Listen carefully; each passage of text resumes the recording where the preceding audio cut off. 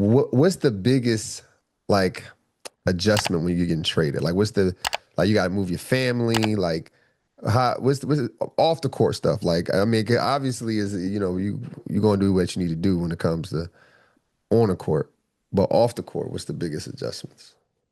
Man, you got like 48 hours to Yeah. like literally so if you imagine at that time, at those times, I was in rentals. Like I didn't buy anything yet. Like so I could only imagine like going through that process. But literally like being in your home and figuring out you got to go somewhere and got to report at a certain time. So hopefully you got somebody to help you pack up, do whatever you need to do, Mm, and you just got to get leave. Like you just got to move on. You know what I'm saying? So yeah. I remember with Dallas, for example, I had just we had just lost in the finals.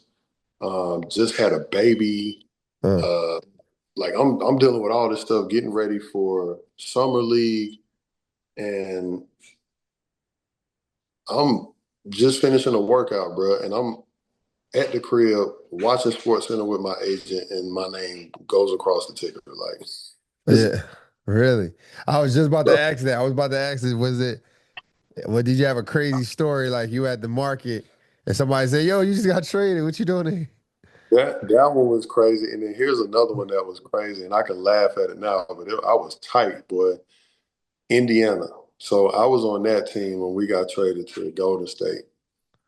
Um, I was the last piece to get the trade to go through. Right. So when I had found out that Al Harrington had got traded, I'm like, bro, like, let me get all your shoes. You know what I'm saying? Like, Al was my boy. Like, we was close. So I was just like, man, like, I hate to see you go. We had like a small conversation, but I'm like, man, let me get them shoes. So as I'm getting his Let shoes, me get them shoes. they, they like, hey, bro, they want to talk to you too. Oh shit. Boy, I was so tight, bro. I was so tight, bro. They Yeah. some of them laughing at me, but I was tight. What's the feeling? What's the feeling like? Like when you like obviously, you sitting there watching TV or whatever, and then your name come across the screen. You don't know you obviously wasn't prepared for it, you wasn't ready for it. So what's the feeling like when it's something like that happens?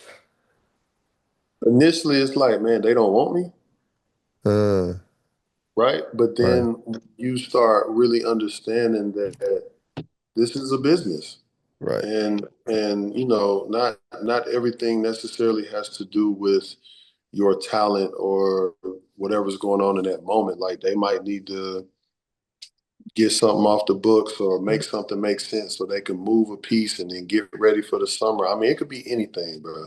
Right, But right. initially, you know what I mean, especially because my first time I got traded, I was really young. Like I didn't get a chance to like be with one team for 2 to 3 years or something like that.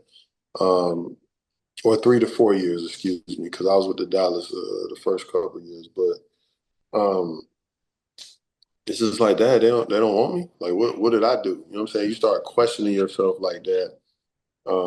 But then when you start understanding like the different movement, I'm grateful that my agent was breaking some stuff down, so that made it a lot better to digest. But then I also looked at it like I got another opportunity. Right. That's dope. That's dope. What's the worst team you played for? None of them. None of it, all of them was good for you. All right, fair enough. Because technically, somebody would say the Clippers, being that we had a terrible record that year. We got down to, man, we only had like seven active players. Hmm. Damn. But What, what for what year me, was this? What year was this? 2008, Okay. Okay. yeah, 2008. But the way I looked at it, like statistically, that was my best year Hmm. because I got the chance to play. And I know you mentioned that earlier, like, Yep. and to be honest, the Clippers that season is what helped me get that Lakers job. Every Mm. time I played the Lakers, I had double doubles or close to double doubles. I had really good games. And They had Ronnie Terry off, right? Ronnie had a strong year for them. Golden State decided to pay him, and it left that vacancy open. I Mm-hmm. got the call.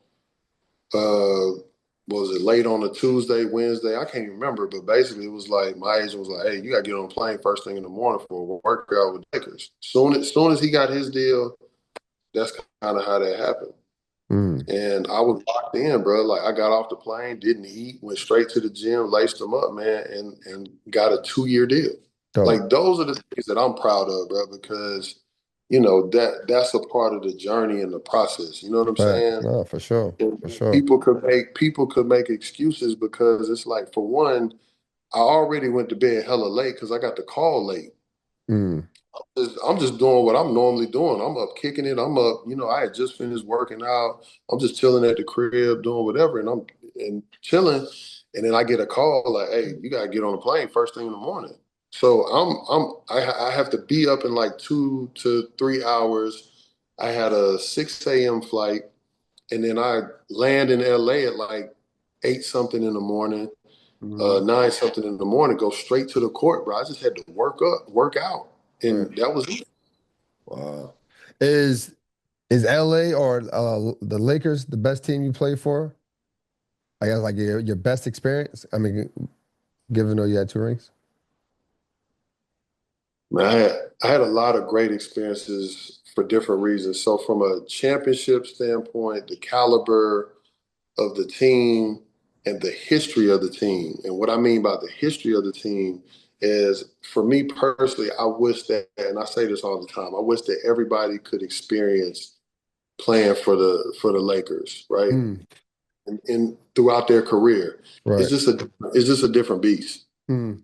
You can't beat that, bro, because first of all the greats that have come through that organization, the tradition, they're used to winning, like going to the playoffs, that's nothing for them. They're championship team. So when you Right. look at Lakers, look at Boston, I'm sure Boston, from a Celtic standpoint, the standard, the way that they operate, the fans, the expectation, like there's a lot there Right. that's very exciting for somebody to be able to be a part of that. Because the 2 years that I was with the Lakers, like that was the only team that I could think about. Now, mind you, the Dallas, like I was on the Dallas team. We had two really good teams and went to the finals 1 year and lost. Uh-huh.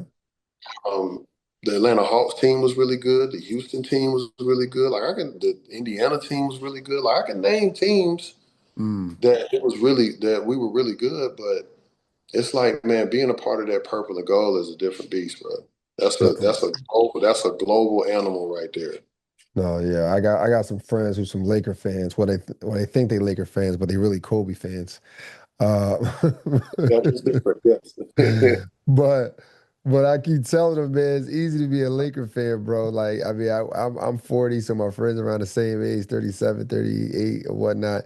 So you figure when you was able to even understand basketball, you was at 9 years old, 8 years old, which was like what, almost 95, 96 for at least for me anyway.